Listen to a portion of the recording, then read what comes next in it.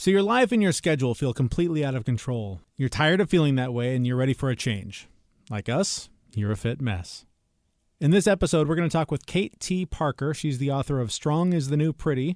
It's actually been adapted. It was started as a photography book. It's been adapted into a journal for young girls. And we'll also tell you how our own journaling practice has helped us begin to clean up our mess. That's coming up on this edition of The Fit Mess. This is A Fit Mess with Zach and Jeremy. Welcome to the third episode of The Fit Mess. I'm Jeremy. That guy over there is Zach. What's up, everyone? Hi. And a lot to talk about in this show. We have, like I mentioned, we are going to talk with the author of Strong is the New Pretty. This is a campaign that I started seeing shirts and stickers for everywhere, and I thought, it's kind of a cool little slogan. I don't know where that came from. That's a neat thing. And then I stumbled across her amazing photography book, and it features young girls in lots of very empowering images. It's just beautiful, beautiful artwork. So if you haven't seen it, go see it. Get the book. It's amazing. But she has a great new journal that is for young girls, and my daughter's been using hers, and she loves it. And we'll talk a little bit about how that's becoming sort of a family connection tool for her and I. So stick around for that. That's coming up a little bit later. Thank you for all the ratings and reviews we've been getting through Facebook and Twitter and Instagram and Apple Podcasts and everywhere else where you guys are getting the show. Thank you for doing all that. Please subscribe and please share it wherever you can with anyone that you think might benefit from some of the conversations we are having here on The Fit Mess. So like I said, this episode we want to talk a little bit about journaling, which I know sounds kind of weird because we live in the digital age, but we are physically writing in journals as a tool to battle some of our demons, to sort of clean up our mess. And actually, it's funny. This started, Zach, because I made fun of you. We went up to the mountains a few weeks ago with our families. We're hanging out, and you had your little journal with you. I was like, well, what's that? What's that ancient tool? What's that thing you got there? Ha, ha, ha, with your pen and your paper, sucker. And yeah, it didn't go over well. I thought you were going to be impressed with it, but it was quite the opposite. I laughed out loud for a while. I was ridiculed. But which is funny because on my phone, I've got at least 3 different journal apps that I wouldn't say I use them, but they're there, and they're handy. But I don't use them because when I pick up my phone and I go to journal, there are 1,000 other things I can do with my phone that are way more fun than talking about my day or my feelings or whatever. Oh, of course. So all of the applications on your phone, the way I heard it once is there are thousands of software developers all over the world vying for your attention. I've tried that before myself, and I pick up my phone to write something down, and I end up on Facebook or Instagram because there was some alert, and I completely forgot what I was going to write down. Yeah. Or I'll go, hey, this is a good time. I've got time to myself. I'll sit here and I'll dig deep, find some feelings, write them out on this digital screen. Ooh, shiny thing. Uh-huh. No, Squirrel. it's not going to happen. So I saw that you were using a paper journal, and I started doing some research, and I thought maybe this is a thing. Maybe I should give this a chance.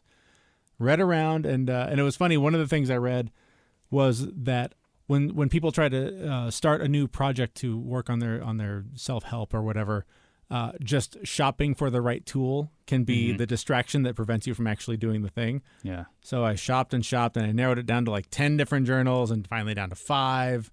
And I was like, it took like 2 weeks. I was like, the last 2 weeks that I've been shopping on Amazon, I could have just bought any one of them and just gone, let's do this one this time, because I'll probably change it for the next one. And you could have just texted me and asked me, because I've tried them all already. That's true. Just saying, you could have saved a lot of time. Probably. But for me, the thing I was really looking for in a journal was something that focused on gratitude, because that's something I struggle with. And so the one I ended on as not a sponsor of any kind, but I ended up getting the Panda Planner because it's really simple. It's basically 3 daily bullet points of gratitude, things you're excited about, projects you're going to work on, a schedule, a task list, and then there's a little area for notes. It's like, this is perfect. I don't have to put a ton of time into it. I don't have to be thoughtful about what I'm feeling in the moment. I don't have to write a story. I can just sort of wake up and walk through briefly what I hope my day is going to be like, what I expect from my schedule. And then I sort of use it as an anchor throughout the day to sort of keep me on task when I've got a lot of things going on. The hard part is when I've got nothing going on and I just stare at that thing like, I don't know. Right. Anything can happen. I don't know. Anything. Yeah. So how many times have you filled it all out and at the end of the day gone, what I wrote down in the morning is what happened? I would say most of the time, half or more goes the way I planned. Nice. That's actually, that's really good. Yeah, it's not bad, but I keep my expectations low. There are things where, you know, I have a pretty built-in routine that I use right now where I know what time I'm going to go to the gym every day. I know what time my kid has to be at school. Like there's some certain things that are just sort of built in. And so I write them down like, oh, I'm going to accomplish this, but it's built in. It's going to happen automatically. Yeah. But I can sort of visualize my day around it and go, okay, well, what am I going to do before I go to the gym? What am I going to do right after I drop the kid off? Oh, tonight's a night where there's swim class, so I have to do this before that. So it helps in that way where I can be okay with these parts of the day are not going to be enough about me. And this has been the struggle for me this year is as I've taken on this task of bettering myself, of self-help, self-care, whatever you want to call it, I'm finding that the more time I spend working on myself, the more time I get irritated when what I'm doing isn't about me. Like life isn't enough about me when it's not about me at all. It's amazing how when you choose to make time for yourself and you get used to it and someone else rains on that parade and you can't make time for yourself. Yeah. It's really annoying. For me, it's become a struggle at home more than anything because at work, again, things are sort of built in. There's a time for everything when it's supposed to happen. And when those times aren't happening, I can spend some time on myself professionally, personally, whatever, and do that. But when I'm home with 2 little kids and a wife and pets and a house and all the things, suddenly I'm a lot lower on the list of priorities. Yes. Because I have to take care of all those things that I love and adore and I'm thrilled to have. Yes. And rightfully so. Yes. You come last. Yeah, of course, I come last. So my journal has been a lot about, especially on the weekends, has been about, I guess, planning my emotional availability, which sounds weird, but a lot of the space in the journal is for projects. And I'm not the kind of guy that has build a birdhouse and fix the dishwasher and replace a light bulb. Really? Because I couldn't do any of those things if I had. You really paid come me. off as a guy who could do all that stuff. I seem really handy, don't I? Yeah. Nope, couldn't do it. So instead, I write things like, be present with my family, be patient with my kids, eat well, like really like kind of obvious, broad things. Mm-hmm. And that seems like a hard goal to reach. But in general, I find that when I start getting impatient, when I start finding out that, oh, this isn't enough about me and I'm getting frustrated, I mentally sort of refer back to how did I start my day? What were my goals for today? Just to be patient with my kids and to be present and to just be here for them, right. Whatever that means. So that anchor sort of is helping me with bridging that divide between taking care of myself all the time and being there for them and sort of integrating some of the changes that I'm making in myself and sort of trying to insert that into my family life. So I've tried a lot of paper journals, the gratitude journals, right? Mm-hmm. List 3 things that you're grateful for. And in the morning when I'm filling it out, 9 times out of 10, I would just write coffee 3 times. That's not a bad one. Yeah, Hey, just grateful. That's for a go-to. coffee. Yeah. How do you make that not repetitive? How are you grateful for different things every day, or is it the same things every day, and how does that help you get through your day? I find, and it's funny, that usually is the last thing I can fill out because there's things that it's that and the things I'm excited for because so much of my day is so routine. It's rare that there's like the other day was when it was Halloween, like I'm excited to spend time with my kids and my friends tonight when we all go trick or treating. Like there's easy ones like that, but just the daily like I'm excited to be done with work today and go home and watch TV or whatever. Like those are tough, and there are days where I will sit there and I will stare at it for 20 minutes and I can't figure it out, so I'll bring it to work. And I'll look for 5 minutes to go. Is there something I can genuinely feel? Because I don't want to phone it in. I want to feel the gratitude. That's the point, is to not just fake it. I want to find something that's not just, I'm grateful to have a loving family and a house. I am, but I don't want to just fill out the blanks. I want to actually feel the thing that I'm trying to process. Right. so that I'm benefiting from the practice. So you actually fill it out when you first wake up? Generally, yeah. Okay. I generally fill mine out when I get to work. So the journal that I use that you ridiculed me about, it has a whole section in it on creating a morning ritual that you do every single morning. So I generally do my morning ritual, and then I get to work, and then I fill it out. The journal that I use now doesn't have anything about gratitude. That's easier. It is easier, but then I have to fill it with all the tasks that I have to do for the day. But see, you're a task guy. You have a job that has a lot of tasks. Yes, and sometimes. Do you write them down every? Because for me, I have the same tasks every day, so I don't need to write them down. If I don't do them, then I'm gonna get fired. Like I have like 5 things I basically have to do every day. Right. So my day is completely different every day. Oh, I mean, yeah. I mean, some of it overlaps and it's similar, but for the most part, I've gone through a ton of journals. Right. I've never tried the Panda journal though. I'll have to give it a shot. But I used one called the Best Self, where it was, it gave you that area to plan your day out, but it was also, what are you grateful for? What I think it asked a question about, what were you grateful for yesterday as well, and things like that. So I will counter that with, so mine, it's the morning, if you fill it out in the morning, and then at night you do a recap. So it's actually, I mean, I could get really nerdy on this. There's month goals, there's week goals, there's daily goals, and you're supposed to sort of bookend it. Like you start the day with the way it's supposed to go, and at the end you review, where are the wins, what happened, what can I do better tomorrow. And that's sort of a meditative practice that I've picked up too, where, and as long as we're plugging products, Headspace has been a really valuable tool for me, where at the end of the day I'll do an evening meditation, and it sort of makes you walk back through your day and review your day so that you didn't just blindly go through it.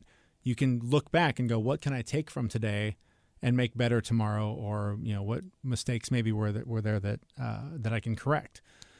And it's weird because I didn't expect that. I expected to do it for 2 days and get bored and give up, but it's become something that I really kind of rely on. Right. Have you gone a day without doing it?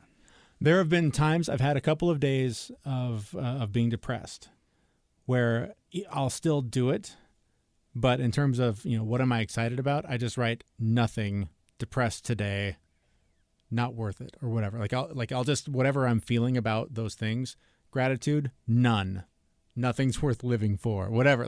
I'll just vent out whatever sort of angry response, just so that I still do it, so that I don't lose the habit of it. So what keeps you coming back then? That most days, it's a sense of self-accountability, and it's kind of an anchor for me that I can carry throughout the day and stay on task and stay focused, because I have a job where it's very easy to get distracted throughout the day. And so this way I go, these are the things that are important to me today. This is what I want from this day. Mm-hmm. And throughout the day, I can sort of refer to it when I'm getting distracted and go, no, is this getting me to my end goal, or is this the shiny object? And I can decide whether or not I want to be flexible, like option number 5 was for the day, or do I want to stay rigid and go, no, I don't want to do that right now. I've got time for that later. I got to stay on task. One of the things I always struggled with these journals is my all or nothing mentality, and it was really frustrating for me to plan out my day and then only get 75% of my stuff done, and then feel like I failed because I missed 25%, when on a normal day, if I hadn't written everything down, I would have gotten 10% of it done. Right. And so again, you're holding up the failure to the success. Exactly. And giving it more weight. So it really, using a journal helped me once I realized this is a plan for my day that has to be flexible. Yes. And I might not make it. And whatever I wrote down today could very well be copied to the next day. Yeah. And to the next day, and to the next week even. And like we said, when you're using a phone, shiny object syndrome. Oh, that's all it is a shiny object. I love my paper journal. Yeah. I'm loving mine too, because I am sort of exploring spending less time in front of a screen. Mm-hmm. I generally don't watch a lot of TV as it is. There's 2 shows that I watch that are a half an hour each. And I find myself just blindly staring at my phone. And there's a lot of times now where instead I'll get that journal out and go, how was my day? What can I do tomorrow? What's on the calendar? Without going, oh, I should look on my iPhone calendar And oh wait, what's on Twitter? Oh wait, what's so it's just I'm just trying to resist the digital temptations as much as possible because they're so enticing. It's terrible. I love my phone. I mean, I just I love it. I've got a really, really bad habit. I upgrade to the latest phone whenever I can. I just love technology and phones. And it was a really sad day for me the day I realized I need to come home from work and put my phone down and leave it there. Yeah. Because I still struggle with that. It's so addicting. Yeah. Last night alone, I caught myself like I was going to bed and I pulled my phone out just to plug it in for the night. Mm-hmm. Just to plug it in. But as I was putting it onto the nightstand, I saw some flash. And then I went down like a Facebook hole for about 15 minutes. Oh, God. It was ridiculous. I do the same thing. And, a little behind the curtain a little bit.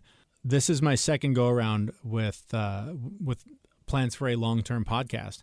And I get really excited about it. I mean, I love the recording part and it's fun and the conversations and everything, but I also get a little bit geeky about the back end. Like, where can I publish it? How can we reach out? How can we stay involved in a conversation when we're not doing the show? And so I obsessively get on Instagram and Facebook and Twitter and try and find things that I think are interesting or sort of monitor, oh, we got some new followers. That's great. And kind of read up on them and follow them back and see what things are like about them. And it's so addictive. I mean, and that's the nature of social media is it totally sucks you in. But when you've got a project that you're also trying to push out there, it's hard not to go, oh, what can we do to participate in that conversation, to be a part of that, to get a little bit of light, to shine on this. So that's been really hard for me. It's one of the first things I look at every day is, did anyone respond to anything we said? Is there something we should be talking about? And it's awful because, we don't have a lot of followers. We're a new show. So the interactions are minimal because there's a small pool to pull from. They are very small, but when we do see interactions, it's very exciting. Oh, the dopamine hit is massive. It gets me through for about 6 or 8 seconds, and then I need another one. Yep. So keep them coming, people.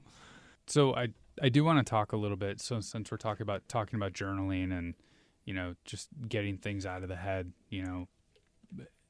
and you're since you made fun of me, it wasn't too long ago that you made fun of me about having a paper journal. Does it still hurt?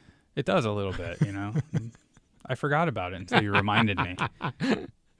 But I want to hear your experience in, does it help you to get things out of your head and onto paper? I've read, all these things about, once we get something out of our mind and on the paper, we know that it's documented somewhere. Somehow in our brain it's documented somewhere.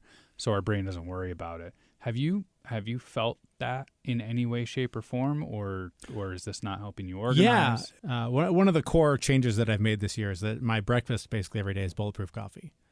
And I have noticed a massive increase in mental energy throughout the day. And that is just things that are just cluttering my head, and I've got to get them out. Do you do the traditional bulletproof coffee where it's just butter and coconut oil?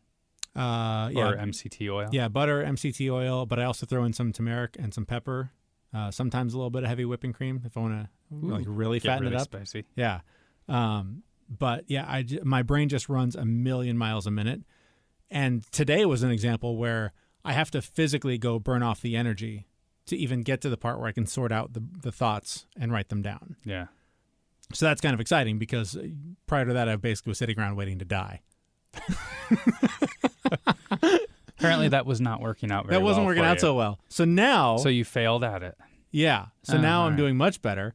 And that's been a big help for me also. But that's always been a tool that I've used through all my various attempts at journaling or blogging or whatever is, I would have my phone next to my bed and there would be something repeating in my head. And if I just wrote it down somewhere, digitally or otherwise, it would definitely, I could make it go away. Yeah. So one of the issues that I have with journaling is when I sit down to actually journal, my mind goes blank. Oh, yeah. There's nothing there. Yeah. And I mean, I've gone a few minutes. I had an idea that I wanted to write. Now I can't remember it. It's not in my mind. So I've actually turned to, instead of journaling, just like doing a brain dump instead, where I write down just anything that comes up. I mean, I have a whiteboard at home specifically for this that I, just empty my thoughts out onto every now and again. If anyone saw the whiteboard, the unfiltered whiteboard, I'd be a little embarrassed because, I just dump everything out. But once I've done that, I have a lot easier time journaling because I can actually look up at it and reference to all my thoughts and then write about that thought. It's really tough to find your own system to journal, but I think it's really helpful. You're getting it out of your brain. And for me, like I mentioned, one of the struggles I've been having is sort of integrating my new and improved lifestyle where I'm taking better care of myself and all that, trying to integrate that back into family. And, because my family is still my family, they're not making the same drastic changes. My wife's trying to eat, keto light to some degree. But, the kids don't because they're kids. Whatever they'll eat, we'll give them. But one of the struggles I have is sort of putting myself last again. And, in a healthy way. I don't completely discard my own needs, but obviously they come first. So one of the things that's been really interesting is trying to incorporate journaling as a habit for my kids. Now, one is 3, so she basically colors while we're doing this. But the other one, I've sort of been walking through the questions that I ask myself every morning. I ask them at the breakfast table while we're sitting there. So I ask them about things they're grateful for, things they're excited about in their day, just to help them sort of think about what's coming up, what do I have to look forward to, what do I have going for me, things like that. Mm-hmm. But we just were introduced to the new journal from Kate Parker from Strong is the New Pretty. And it's fantastic because it's geared for young girls like my 7-year-old. There's lots of fun things in it, draw a picture of yourself as a superhero. What are the last 3 books you read? Why are they your favorite things? And so it's been really fun to sort of guide her through using that, but also be able to do it together and sort of set an example as a parent and go, this is something important to me and I'm benefiting from it. And if you also try it, maybe you'll find the same thing. So it's kind of a fun thing to do together to share that experience with her. And we got the chance to talk to Kate Parker about this new project and started by asking her why, after such a successful photography book, she decided to put together a journal. So the ideas behind Strong is the New Pretty, the original book about confidence and girls finding and using their voice and figuring out their passion, I wanted to give girls a way to put those thoughts into action. And the journal does that with daily prompts and by encouraging girls to take time for themselves and away from social media and encouraging confidence and creativity. So I really wanted to take it just the next step. Where did that come from, I guess? Where did those values come from, that strength and making sure that your girls have that strength? Is that something you grew up with, or did you sort of find that on your own? No, definitely. I wanted to impart the same things that my parents imparted to me, that your strength or your self-worth doesn't come from what you look like. It comes from who you are and what you do and how you act. And I was lucky enough to have parents that encouraged me to be exactly as I was and wanted to do the same for my girls. And so thankful and lucky to have the opportunity to have a platform with these books to let other girls know the same thing. As parents, Jeremy and I both have daughters, what could we do as parents to help our daughters be strong? I think one of the things is definitely giving girls the space to be who they are and love them for who they are, not necessarily who you want them to be or what you wish for them. Allowing them to figure out and fail and knowing that they kind of have a safe place to land with, at their house and at their home with their parents is really the best thing that you can do, I think, for girls. Just be encouraging. You touched on a little bit with the social media thing, the timing of your book and your message with Me Too and kind of the national conversations that have been going on.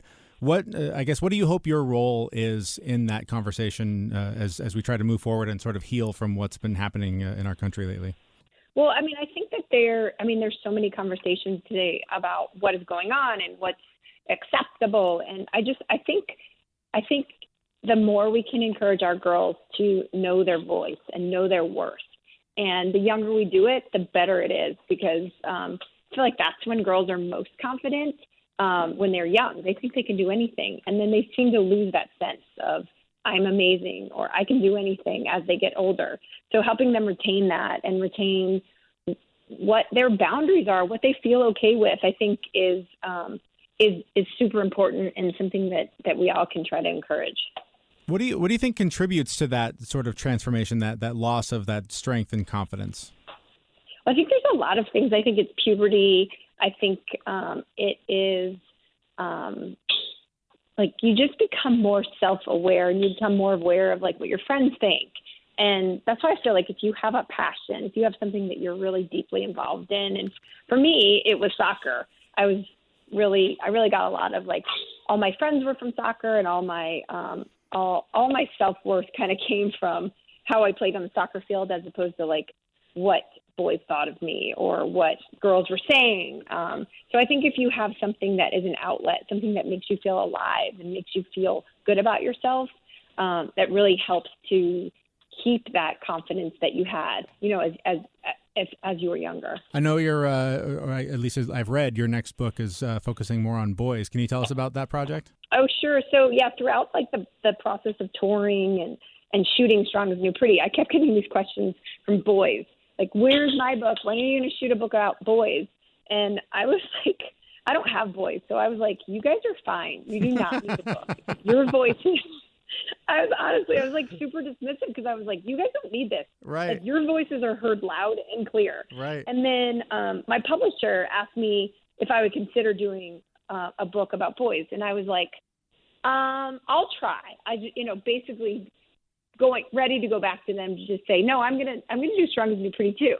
And then I shot a few boys, and just to basically like fulfill my obligation. And then immediately though, I was struck by how deep these boys' emotions were and how vulnerable they were willing to be. And then it made me realize that, so in 2018, the definition for what is acceptable for a girl to be is fairly narrow. But the definition for what is acceptable for a boy is even more narrow. So I was really like kind of struck by how blind I had been to it. And I really took it on as a mission. I was like, I have to shoot this project and I have to do this.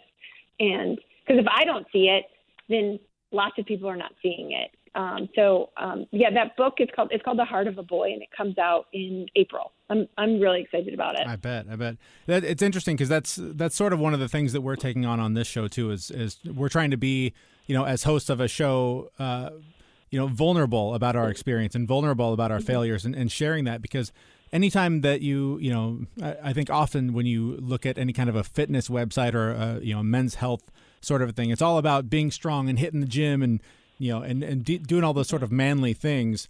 But you never hear, it's okay to completely fail. It's okay to not go to the gym one day and mentally heal and physically heal. So it's great that you're exploring that in that book. I think that'll be a really valuable tool for parents dealing with boys trying to figure out how to navigate this. Yeah, it's difficult. Yeah, we make it hard on ourselves. So anything we can do to sort of show that we're all the same and that we're all struggling, I think is really key. So in doing these projects, has there been anything that really surprised you or really stood out that you didn't expect to learn from the work you've been doing? Basically, like from actually completing all three of these books, the one thing that stood out to me after the fact was that the message for the boys and the message for the girls is exactly the same message. It's a message just for humans. Everybody just wants to be accepted for who they are. And the more we can do that, the kinder we can be to each other and the more open we can be, I feel like the better everybody can be. There's so much division and so much divisiveness and so much turmoil that if we just allow everyone to be their true selves, then I think everything would be a little bit happier. That's a great answer. Thank you so much for your time and for your work. Like I said, I'm a big fan and really appreciate everything you're putting out in the world and you taking the time to talk with us. Thank you guys so much. I appreciate it. Thanks. Take care. Thanks. All right. Again, the journal is Strong is the New Pretty, and like I said, it's been a lot of fun using it with my daughter, and it's really fun just having that experience and being able to sort of share something that I'm finding useful, and hoping that she does as well.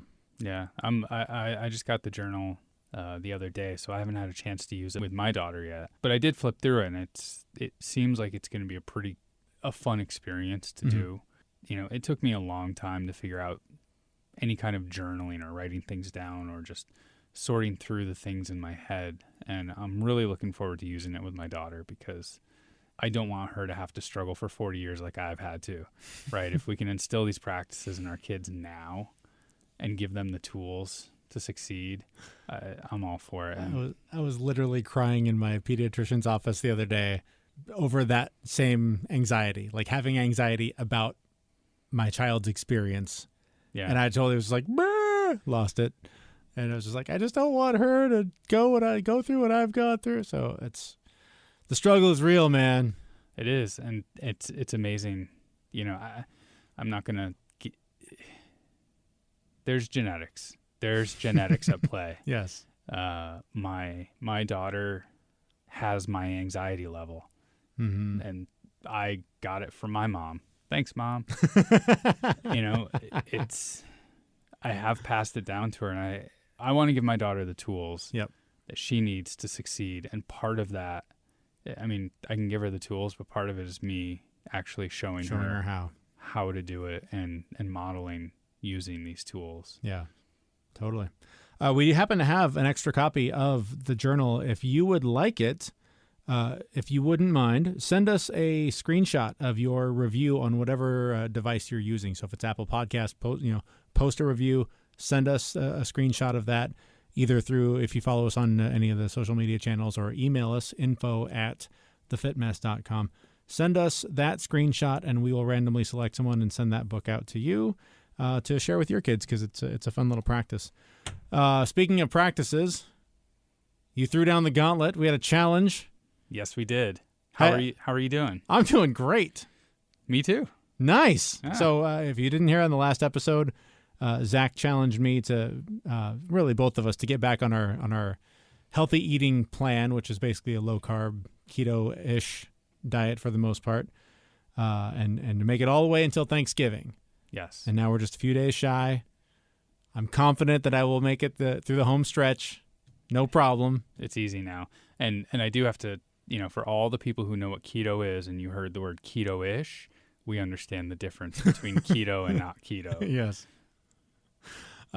So any other challenges you want to take me on another event? So I kind of want to build on this now. All right. The whole point of the show is small changes to make things better. On the last show, we talked about the fact that when I'm not eating good, I don't feel as good from a depression and anxiety standpoint. One of the other things that helps me is just regular exercise. Mm-hmm.